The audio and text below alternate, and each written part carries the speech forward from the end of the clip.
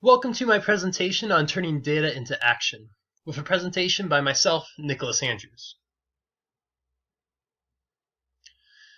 My name is Nicholas Andrews. I am a high school mathematics teacher, going into my 5th year of teaching. I primarily teach honors geometry, but in the upcoming year we'll also be teaching a course on algebra, trig, and stats, and a course entitled Exploring Computer Science. I primarily teach grades 9th through 12th, but have tutored all different levels and grade levels. What we're reviewing today is the idea of turning data into action with the goal of taking data and developing a plan to address different learning gaps and instructional gaps. The model that we used broke down into 5 different meetings, which we'll explore further during this presentation. It's important to first understand the meeting process that was used. For this meeting process, we were assigned groups that we used to complete the overall data meetings for each week.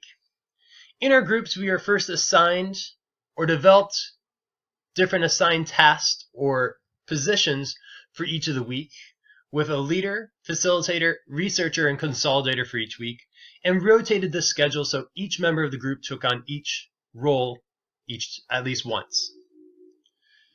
Now, my group actually contained people from all over in different locations, so we didn't have the chance to meet in a traditional face-to-face setting.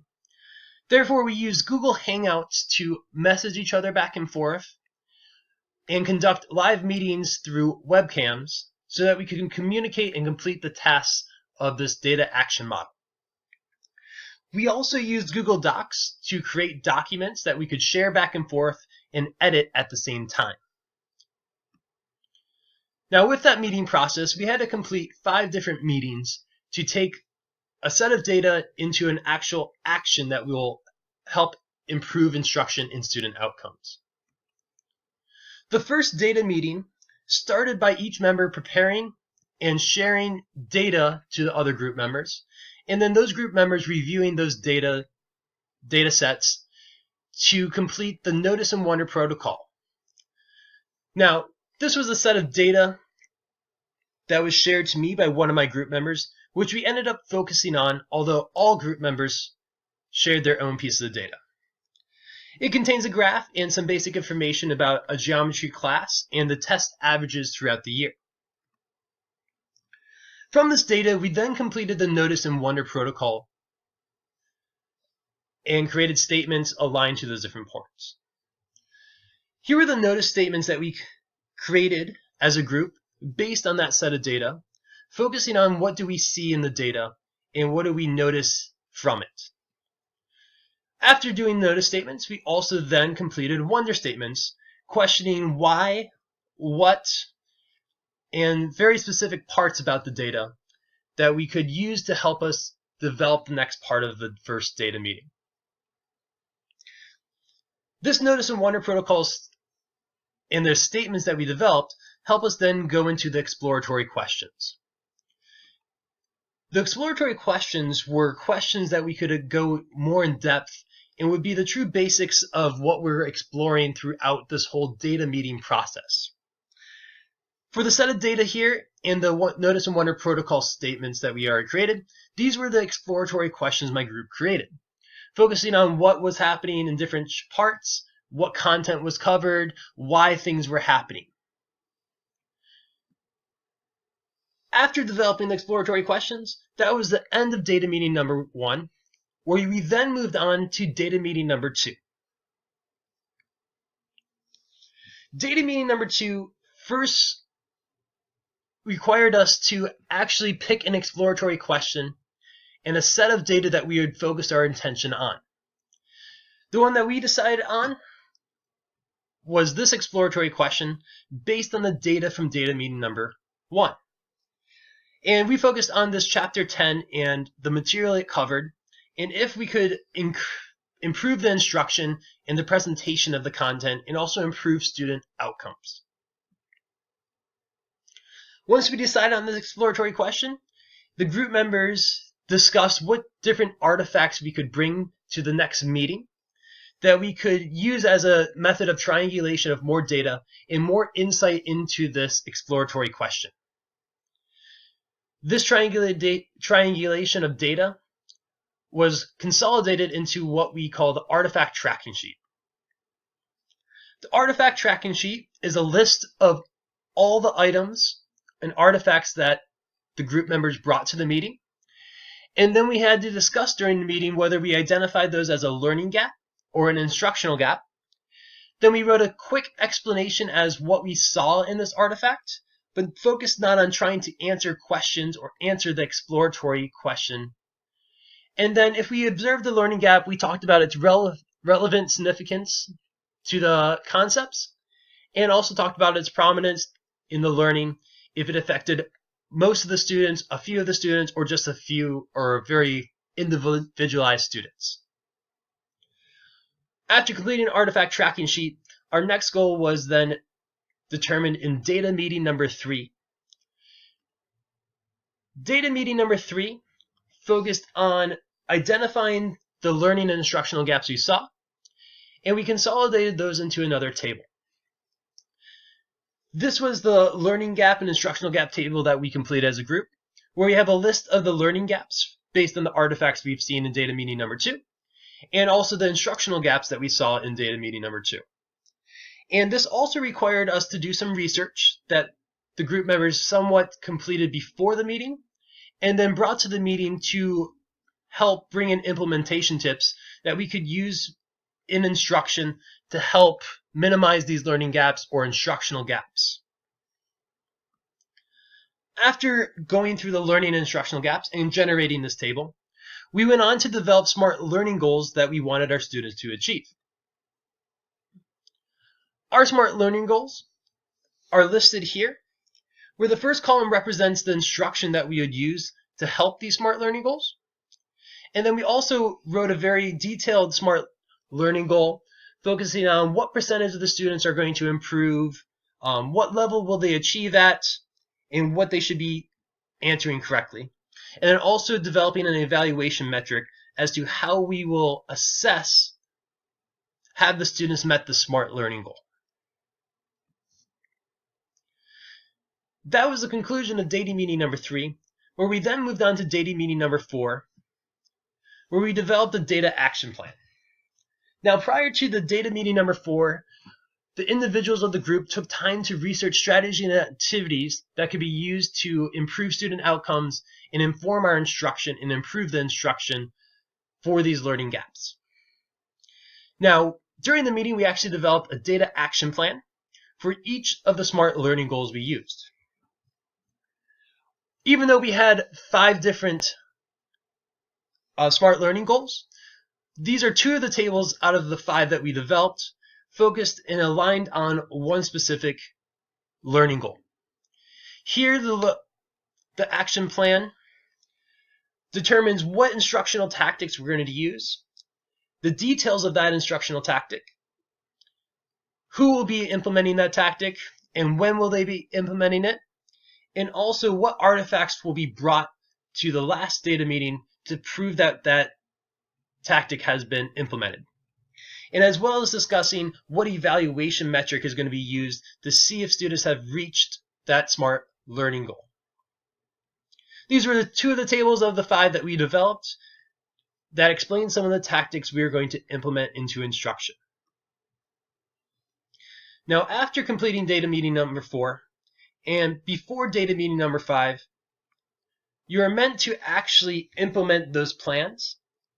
And then during meeting number 5, you're supposed to assess student progress towards the smart learning goals. However, this data meeting process took place over the summer, so the 4-week period where you would be implementing these plans couldn't happen. Instead, we did a modified version where we met with a person from another group and discussed each other's data action plans and gave suggestions or comments based on what they have done so far. I was paired from a teacher, elementary school teacher, where she and her group were focusing on data of 3rd graders on a mathematics-based benchmark test.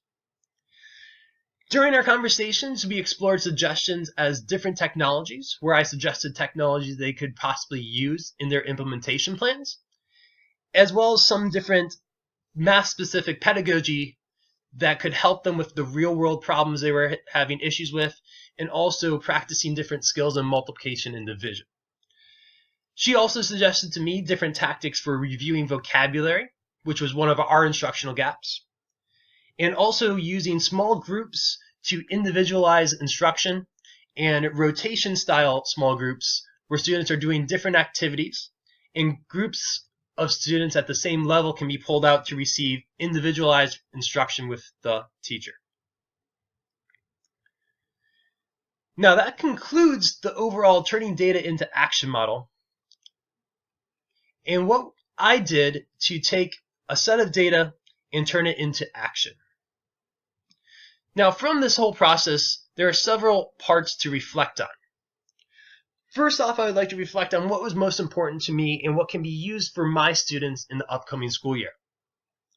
One of the biggest things for me was the data process, that I can use now, take a set of data and complete this process I explained here with the 5 meetings to turn that data into more actions and improve on student outcomes and improve my own instruction. What was also nice over this process is that the data we were using focused on a geometry course. I teach mostly geometry students, and so all this data and all the information that was supplied here is very relevant to my students and can be taken and applied to my classroom with very little adjustments. For one, the SMART learning goals are really going to be able to focus, and I can use those SMART learning goals, but with different percentages based on my students to inform my instruction and to implement a plan and set targets that I want my students to achieve during the school year. Probably the most important part of this whole process that is relevant to my students and my teaching is the instructional tactics that we discover. What's nice is these instructional tactics can be used in my classroom and have already been developed and talked about in a geometry classroom, so I can take that information and really implement those different activities into my instruction to help my students achieve different goals and to achieve maybe these SMART learning goals throughout this. So I guess what was most important through this overall process to me and to my students is that it all focused on geometry and it is all very relevant to my students, and I can take these strategies and implement them in my classroom without having to do much differently. Now there are several revisions I'd like to make to these different instructional approaches before I would start implementing these strategies into my own classroom. One of the things I'd like to revisit and to include in the data action plan is use of the small group rotation models that I discussed in data meeting number 5 with the partner from another group. I would use this model because it would allow me to provide students different activities they could use to demonstrate their knowledge or to practice concepts. And in this model, I could also pull out groups of the same ability and offer differentiated instruction to these groups. Secondly, I'd also consider using mathematical discourse discussions, where these discussions focus on misconceptions and having students explain their reasoning of different mathematical problems. Not only would I use this just in general to look into misconceptions in certain concepts, but it also gets students to practice vocabulary skills, which we looked at in our data meeting as being one of our learning gaps. I would also look into using more blended learning and using technology to provide differentiated instruction and give students more resources to develop the knowledge needed for these concepts. I would also like to consider using project-based learning. Although we explored it in sometimes through this data meeting process, I would like to go more in depth with it so that almost every concept has some sort of real-world application. I would do this because it would get students to engage and find the information relevant and help them understand why it is necessary to learn and how is it applicable to their own lives. In my overall reflections and really the insights that I had from this turning data into action process, I really learned a lot about how I can use this data action model, where I am given all sorts of data in my own school, in my own classrooms, but I've never really used it to inform my own instruction. So using the process that my group members used here, I can really fine-tune my instruction to decrease learning gaps and instructional gaps, improve my own instruction, and improve the student outcomes in my classroom. This process is invaluable and is not something I really looked into prior to this meeting process. Another big insight and kind of a personal reflection was the use of personal learning networks. The data meeting process requires a lot of behind-the-scenes research, which is used to come up with different strategies and approaches to implement to help learning gaps. And the personal learning network proved invaluable in my research, that my peers and websites and blogs that are out there gave me many new strategies to help improve student outcomes in my classroom and to really help my instruction grow to develop better skills. One of the other things that was very insightful was the collaborative technologies. I had very little experience working as a group over long distances, so using collaboration online through Google Hangouts and Google Docs taught me a lot of different ways on the importance of communication and starting early with my groups, and as well as how to create documents, share documents, and edit documents together to achieve some overall goal.